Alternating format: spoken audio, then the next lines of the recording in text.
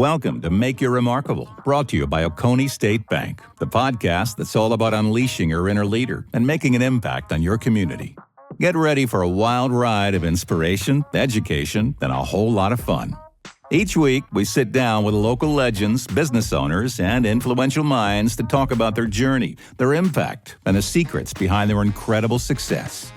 This is not your ordinary bank podcast. We're here to bring the energy, the laughs, and the aha moments that'll leave you itching to conquer the world. Now get ready to make your remarkable with your host, JT Tomlin.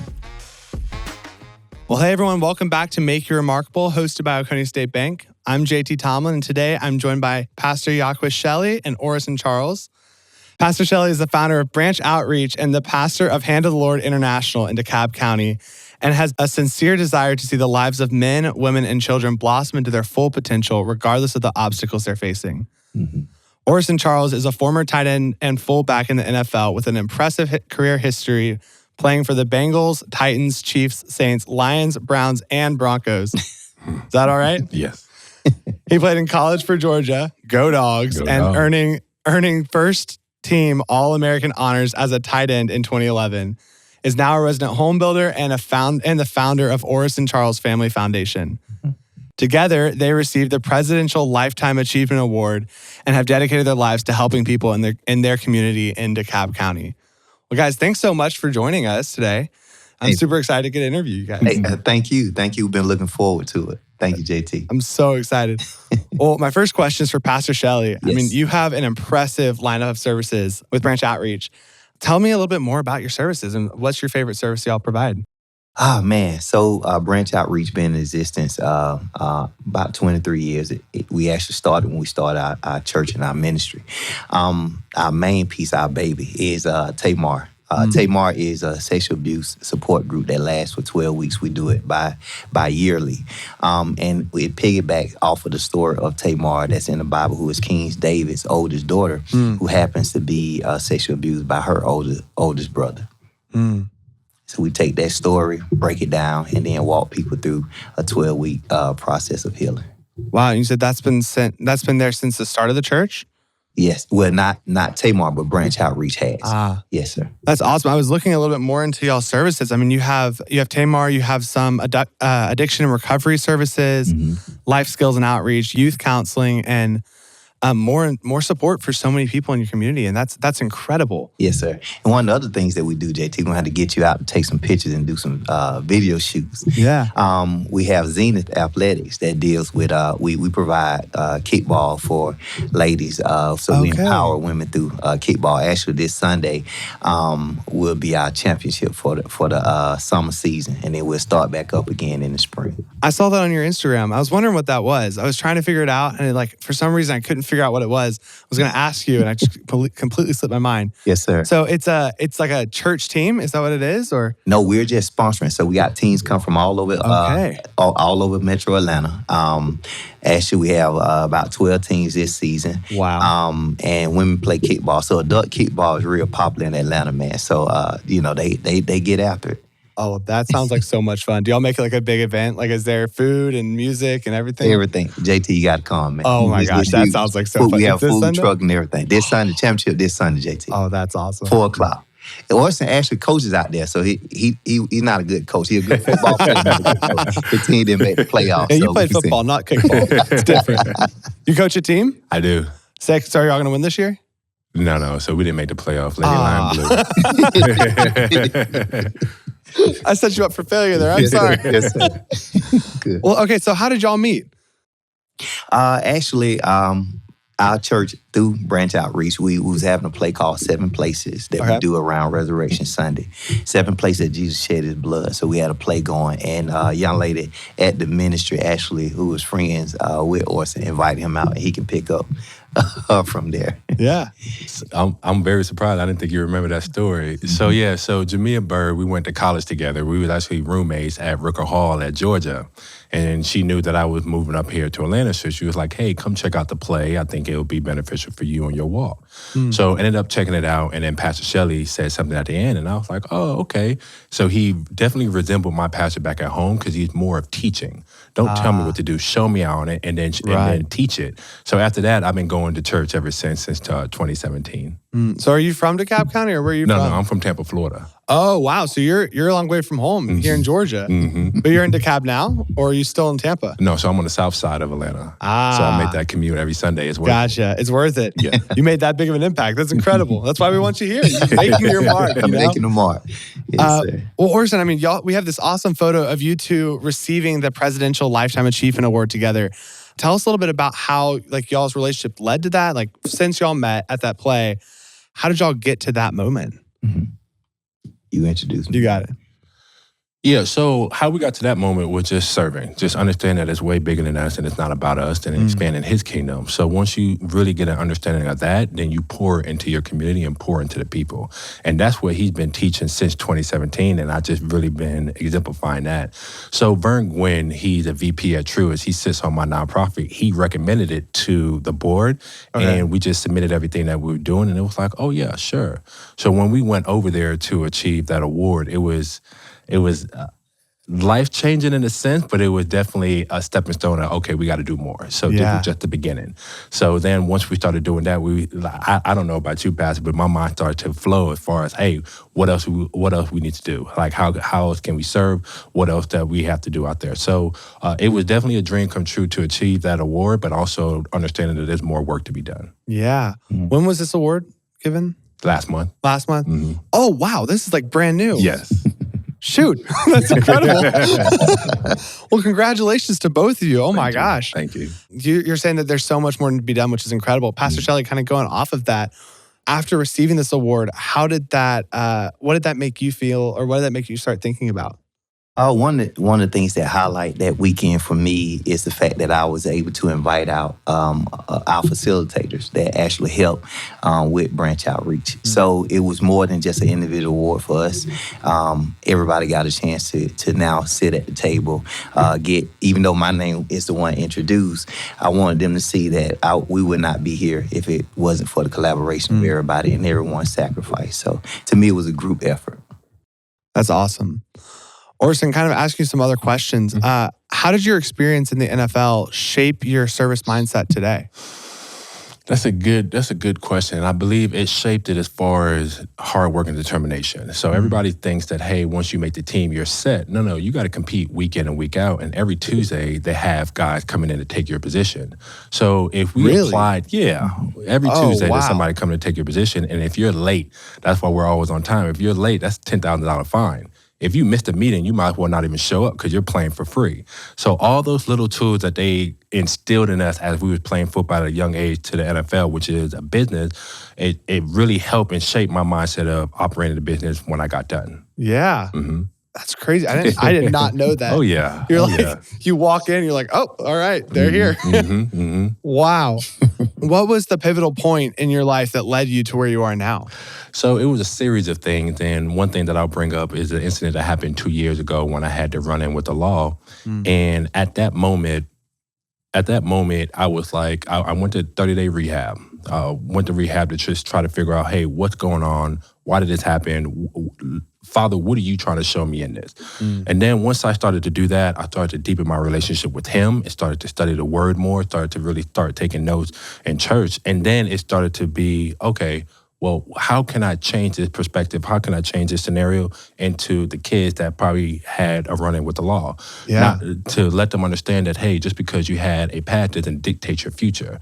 And how can you use this wilderness season to empower you into your next? And that's everything that Pastor Shelly been preaching and teaching. And then I'm just exemplifying it. So everybody that had a run-in with the law, made a mistake, don't let that bound you. Don't let that stop you. That's not your future.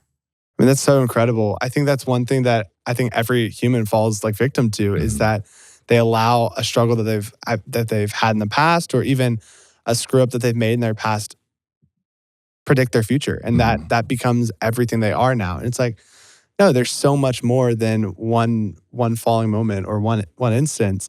So it's incredible that you get to share that story and then talk about how that led you to be more service-minded and how you're now helping those kids in your community or helping the people in your community really overcome that and say, hey, like, I'm an example. Look, like, this happened to me and I'm not proud of it, but I'm able to come back from that and I'm able to show so much success from that. That's incredible. Thank you. Wow. Well, how long have y'all been doing this together? The service side of this. I would think I'm not great with dates, but one of the things that I think linked us first is Orson actually attended our Tamar class. As I was sharing before, majority of the people that come through are females, and it's just a little different when a man come through. It's as if it opens up the room even more. So I would say we have to count not just the times whereby we're on the end, whereby we're extending our hand to everyone else, but the opportunity to having the opportunity to serve his life and the things that he's been through and walk him through that process. So I wouldn't say when we collaborate with our businesses or organizations, I think it starts when you have the opportunity to serve somebody else, and through serving them, you see it exemplified and through their life as they begin to serve other people. So, what year did you graduate? So I graduated Georgia in 2016. Tamar. Oh. That 3 years ago? Yeah. So about 3 years ago. Wow. When did you leave the NFL? When was your last year? So my last year was 2019. Okay, cool. And so y'all met after you were out of the NFL, right? I was still playing. You were still playing? Yeah. Oh, wow. Because I would go back and forth. You're like the local celebrity. You walk in, everyone's like... That's the crazy part. I don't think nobody knew who he was. Really? No. I'll sit on the second row, take notes, and then I'll go home. That's the funny thing. There's a UGA football player that attends my church. It's the same way. Yeah. He walks in, doesn't say a thing, you don't see him, and he leaves. And you're like, okay. Yeah. If you didn't know, you didn't know, right? They put a helmet on, so if you didn't know, you didn't know. I knew who he was, but I'm not a starstruck person. So to me, they sold me more important than the other stuff, right? So never once did we have a starstruck moment. I think he even offered to go to a game or something like that, I think. So, just had the opportunity to cheer for him. I remember Kansas City games and stuff. Like, hey, man, what you doing out there? Come on, Doc, you got to get it together.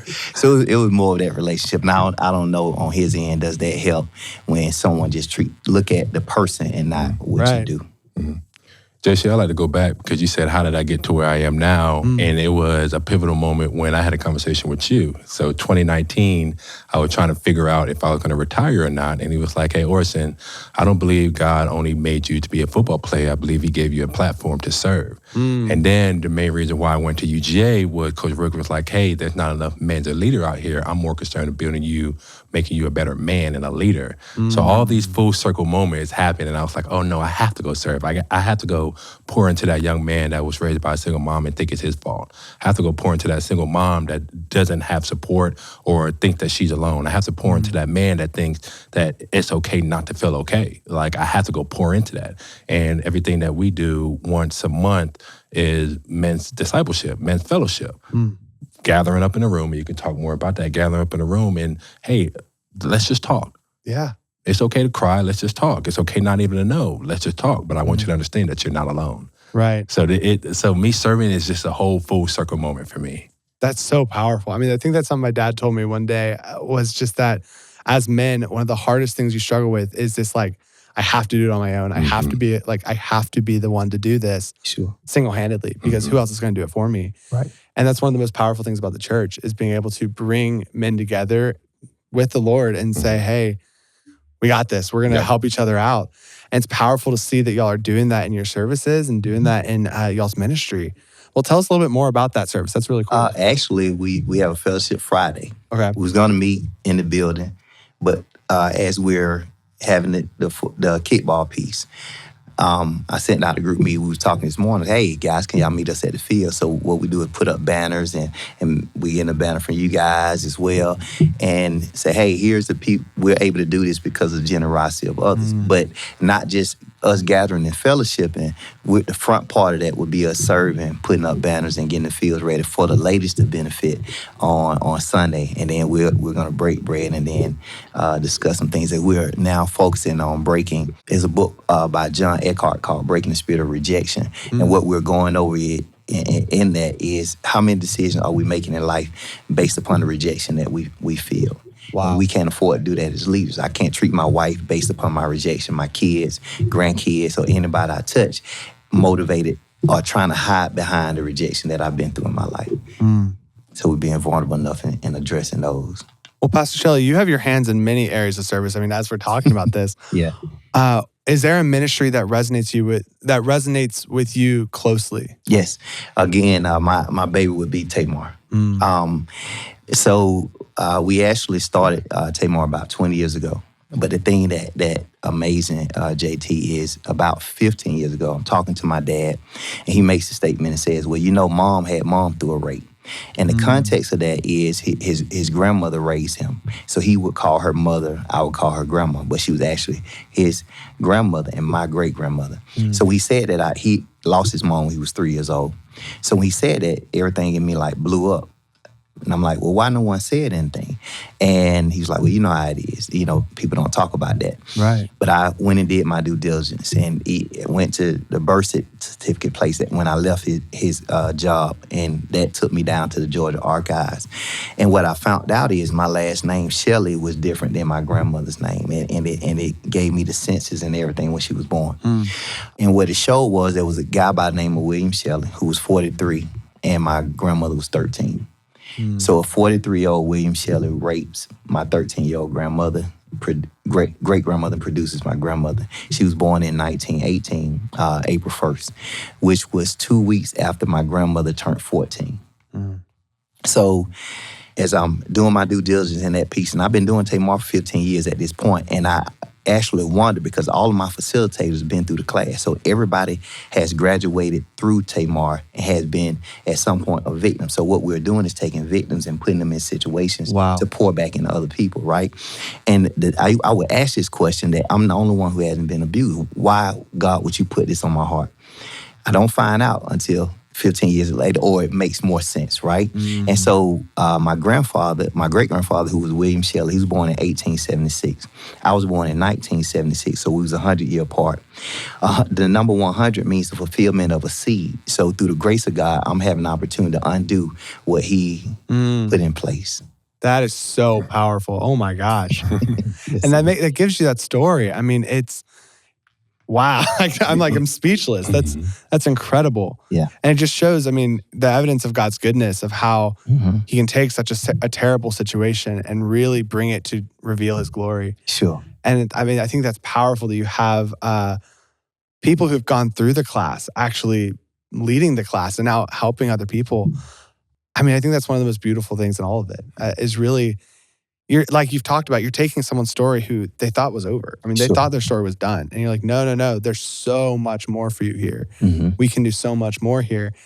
And you have so much more of a platform to be teaching here because you do understand and you are able to talk about this. That's impressive. That's a really powerful thing. I saw that on your website. I was like, I feel like we're going to talk a lot about it. And then there we are. Here we are. Yes, sir. Yes, sir. So I would say everything piggyback out of that. What I know without a shadow of doubt, that's what we're called to do. And I believe a person can take their misery and turn it into ministry. They can take their pain and turn it into purpose. But many times we run from the very thing that I believe God can use to show forth his hand in our life, whereby how am I able now to help other people go through what at one point I thought was going to crush me. Right. I'm trying not to get too preachy. I'm like, like remember where I am. But no, it's just, fine. You think about it. I mean, Jesus, he took the disciples. They were not perfect men. And you look at, he's called men of all walks of life and women of all walks of life to follow him and to actually live a life that is worthy of what the Lord's called us to. And you have that. It doesn't matter the background, the running with the law, the sexual abuse, the whatever. It's all can be used for God's glory. And that's where we get back to the serving. So I actually had a funeral due this weekend. A young man lost his life last weekend through gun violence. But the mom lost her other son a month ago, and you probably, I don't know if you guys are familiar with the story of the young man that's in the military down in Florida, gets shot by the police. They're beating on his door. He comes to the door with a gun, but it shows that he put his hand like, whoa, I didn't know who he was. The police shoots him. So she loses 2 sons in 2 months. Wow.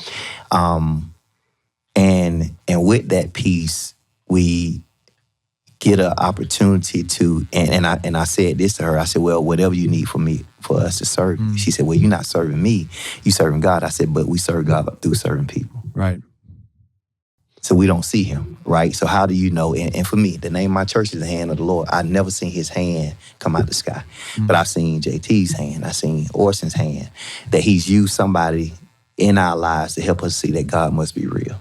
And that's what we're called to do. That's powerful. Wow. Well, going forward a little bit, the name of our podcast is Not Experience Remarkable. Wow. I know the name of our podcast. The name of our podcast is Make You Remarkable. And I mean, you are clearly both making you remarkable. But the question we ask everyone is, what does that mean to you? What does it mean to you to make you remarkable? I want both of you to answer this. You want to go first? Or? So leaving a legacy that lasts longer than me. Planting a seed that I may not be able to see it grow. Being a proud father, servant leader that my kids and my community is proud of, but at the end of the day, that my Heavenly Father is more excited than anything. And then bringing people to his kingdom, expanding his kingdom, expanding his glory. So how I walk this earth is exemplifying him. If people's following me, they're following him. What am I leading them to? So I want my Father to be proud of how I'm exemplifying him. I want Yeshua to be proud that I'm walking his walk just like how he did. Despite of every run-in and despite of everything that I had to deal with, I didn't quit. He didn't quit on me. Wow. What about you? What does make you remarkable? When you ask the question, remarkable, my mind goes to prefix re, that means again. And then as you talk about making a mark, so I believe that with what you guys have in place, our lives, I think we're just God's way of using us to help another person see their value. And many times life may point in a direction that a person begins to think, well, if all this happened to me, what's wrong with me? And so we come along in some kind of way, and to which means that you made a mark prior to. Maybe your situation, circumstances caused you to forget that, but we're here to remind you that you are great. This is my favorite question because I ask people and every single answer is different. Yeah. And that's the crazy thing is because when you think about it, remarkable is like, the pinnacle. It's like everyone wants to be remarkable, but then you ask someone what it means and it's always different, which is the craziest part of all of it. And it's always a good thing. It's never like someone saying, oh, I don't want to be remarkable, but everyone has a different definition. Yeah. And I think it's so powerful because it shows for entrepreneurs, for people in ministry, for people in servant leadership, like it all looks a little different, but it all is this pinnacle of remarkable. Yes, sir. So what's next for you guys? What is it going to look like going forward? Well, we are in the middle. Monday, we just started our fall session of Tamar.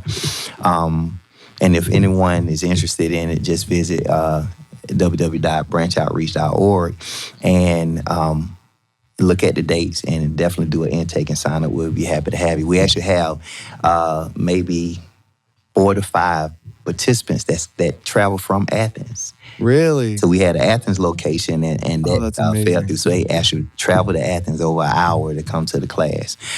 So we just started that. So we got 11 weeks to go. This class is, I think, remarkable. We never had 100% graduation rate, but I think this group might break that. I really do. They're hungry. We have retakes. Anybody can retake the class as many times as they want to, and probably half the class are retakes, which that means something, right? They done been 12 weeks and then 3 months of their life and then come back again. That says a lot, right? So that's where we are on that side, closing out with the kickball piece and serving the ladies that they're able to.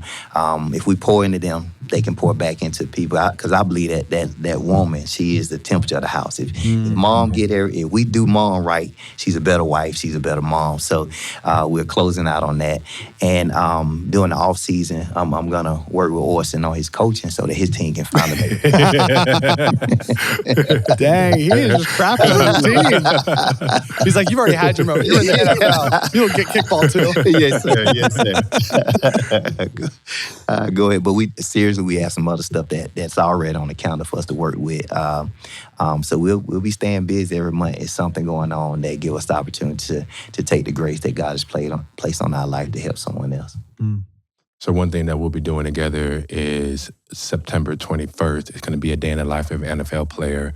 And a lot of people think that, hey, you just show up and you do football camps, or you just show up and do drills and you'll make it. And it's like, no. So I'm going to break it down, and I'm going to have position drills beforehand, and then we'll do football at the end. So Pastor Shelly is going to lead that. Then I'm going to bring in Vern, who's a VP at Truist, come in and do the financial inclusion. Then I'm going to get my therapist to come in and sit down. Ask those questions. Hey, how are you? Write it out so we can teach them on how to write, so we can teach them how to express their emotion, so it stopped being bottled up. And then I'm going to partner up with pals. So we talked about me doing a run-in with the law, but I need to bridge that gap between the Black and brown people in the police force. So Pal will be coming in and then just giving us their perspective, because we really don't know. We say we hate the 5-0, but do we really understand what they go through? So it's going to be a whole day event, and then at the end, I'll have a lot of my guys come in and we'll do position drills, we'll do 7-on-7, we'll do 4-on-4. So that's September 21st. And then October 12th is my second series for the single mom. So the first one I did peace, praise, and Pilates. And then in 2 months, we'll do self-defense class. We're understanding awesome. That they have to protect themselves, so we'll be doing that. And then along the way, we'll be doing small groups for the men's. Y'all, that is so incredible. I mean, it's so cool to see how you're not only investing in like the mental well-being of the people that you're serving, but also the physical well-being. I mean, you have kickball, you have the self-defense classes, Pilates, the football, and then even like the football camp, you're saying, hey, it's not all football. Like reality is, I can't be an NFL player without having my ducks in a row. So you're bringing in people and saying, hey, how are you doing? Like, let's look into this. How can we make you feel better? How can we do this better? I mean, guys, that is incredible. Thank you. That really, it's remarkable. It's remarkable. That's amazing. Yes, sir. Well, as we round out, we do one last kind of run through, and these are our lightning round questions. So super short answers, super fun, and they're just quick. All right. So what is a personal or professional best that you've both had? Personal, man. I got to say this so I get in trouble. I got married 8 years Good answer. Yes, sir. Married my high school sweetheart. And right now she's in the hospital holding it down until I can get back, bringing in that 5th grandkid. So I would say married my high school sweetheart. We've been together 31 years, been married 28, 5 kids, and by the time this air, 5 grandkids. That's so exciting. Yes. Thank you for being here, by the way, even in the midst of this. Yes. So personally, I would say graduating from UGA in 2016. Yeah, go Dogs. Go Dogs. So I left early, and one promise I made, not only to me and my mom, but Coach Dungy, because he was the person I was consulting, was, hey, if I leave, I need to come back and get my degree. So in 2012, 13, 14, after every season, I would go back and sit in class so I can get my degree and graduate in 2016. That's awesome. That's a huge achievement, too. Thank you. What is the most impactful piece of advice you've ever been given? It's a hard one. It is. I gotta go to that young lady that I was telling you about who got pregnant at 13. So my great grandmother was 72 years older than me. Her birthday was March 14th, mine 15th. Had a special bond, didn't really understand or appreciate until I got older. But she said something to me that always resonates. She said, "You can't tell." You can't tell where a person is just by their actions. She said, but you can tell by their reactions, because your actions you can plan, but your reactions show who you are. And I think that's a life lesson, right? Because when something happens, when I respond, that is the true me. But if I have the opportunity to plan something out, I can pretend. And so my goal is to do what I need to do when I'm in that reaction stage, not just at that planning stage. So same question for you. What is the most impactful piece of advice that you've been given? So I can't narrow it down to one, because it's a series of things. And you go to church with Pastor Shelly, he'll give you a series of more things. But one of the ones that I took out was serving. Understanding that once you start serving and start being selfless, you'll understand your grace and your reason on why you're here. And then not getting upset about the trial that you go through, because he's preparing you for something else. So then continue to allow him to show you, hey, what are you preparing me for? You know what? Thank you for thinking of me. I'm not even deserving. So once you start to have those mindset, then everything else will start making so much more sense to you. It's powerful. What is something you always tell your staff or your families, i.e. your mantra? I love you and you're enough. That's a good one. Super good. I love you and you're enough. Wow, man.